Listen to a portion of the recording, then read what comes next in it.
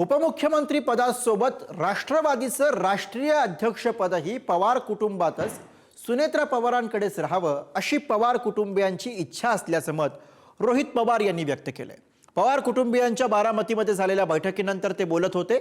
पवार कुटुंबातही काही दिवसांमध्ये विलीनीकरणाची चर्चा होईल असंही त्यांनी म्हटलंय।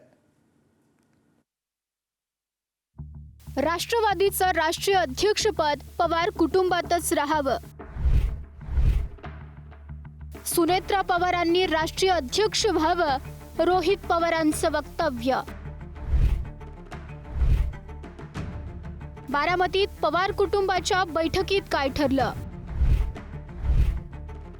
अजितदादांचं स्मारक बारामतीत उभं राहणार। अजित पवार यांच्या मृत्यूनंतर दोन्ही पवार कुटुंब आता एकत्र येताना दिसतात। विद्या प्रतिष्ठानमध्ये बुधवारी शरद पवारांसोबत पार्थ आणि जय पवार यांची बैठक झाली। त्यानंतर गुरुवारी सर्व पवार कुटुंबाची एक बैठक विद्या प्रतिष्ठानमध्ये पार पडली। या बैठकीला जवळपास सर्वच पवार कुटुंबीय उपस्थित होते। शरद पवार, प्रतिभा पवार, पार्थ पवार, जय पवार, श्रीनिवास पवार, राजेंद्र पवार, रणजित पवार आणि रोहित पवार।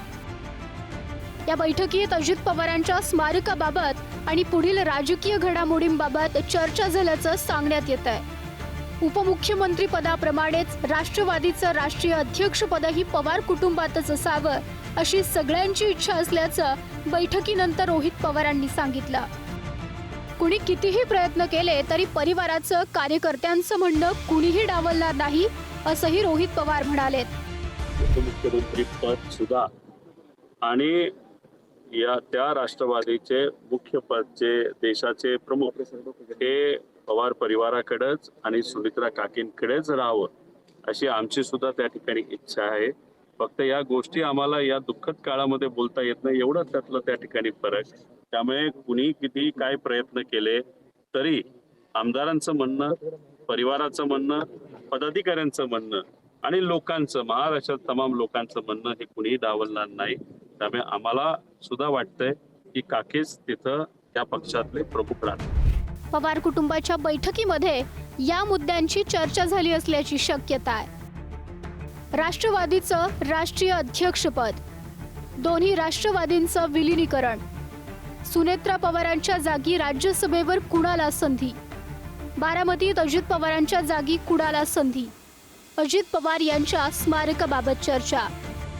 दरम्यान बैठकीत कोणतीही राजकीय चर्चा झाली नसल्याचं रोहित पवारांनी सांगितलं असलं तरी विलीनीकरणाबाबत येत्या काही दिवसांत पवार कुटुंबात चर्चा होईल असंही त्यांनी स्पष्ट केलंय। या बाबतीत कुठंच काही चर्चा झालेली नाही आणि शेवटी परिवार म्हणून चर्चा होणं पण तितकंच महत्वाचं आहे। राजकीय दृष्टिकोनातून त्यांच्या पक्षामध्ये जे प्रमुख आहेत ते प्रमुख त्यांच्या लेवलला त्यांचे जे कुठले प्रयत्न असतील ते तिथे करत असतील नसतील हे मला तरी सांगता येणार नाही। पण मला असं वाटतं की एकदा 9 तारीख होऊ द्या, मग परिवारामध्ये सुद्धा आम्ही एकदा चर्चा करून बघू। पण चर्चा झालेली नाही। बारामतीच्या विद्या प्रतिष्ठानमध्ये झालेल्या या बैठकीवेळी अजित पवारांच्या स्मारकासाठी जागेची पाहणीही करण्यात आली।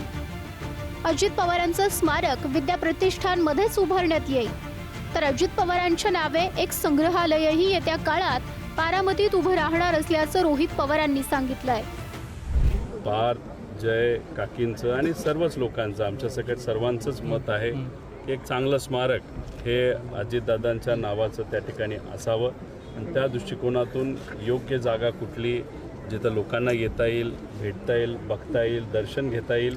आणि काकांचं काम, अजित काकांचं काम हे 35-40 वर्षाचं राजकारणातलं होतं, त्यामुळे म्युझियमसुद्धा चांगल्या पद्धतीचं व्हावं असं लोकांची इच्छा आहे, परिवाराची इच्छा आहे। मग ते बारामती शहरामध्ये असावं का दुसरीकडे कुठे असावं या बाबतीतल्या सगळ्या चर्चा त्या ठिकाणी झालेल्या आहेत। अजित पवारांच्या विमान अपघाताबाबत काही शंका आहेत, काही अनुत्तरित प्रश्न आहेत, त्याबाबत 9 तारखेनंतर केंद्र आणि विमान कंपन्यांशी बोलणार असल्याचंही रोहित पवारांनी स्पष्ट केलंय। या बैठकीला सुनेत्रा पवार, सुप्रिया सुळे अनुपस्थित असल्या तरी सुनेत्रा पवार यांच्या शपथविधीनंतर पवार कुटुंबीय पुन्हा एकत्र येताना दिसतंय। आता कुटुंबाची आगामी वाटचाल एकत्र होणार की वेगवेगळी हे मात्र पाहावं लागणार आहे। ब्युरो रिपोर्ट, पुढारी न्यूज, बारामती।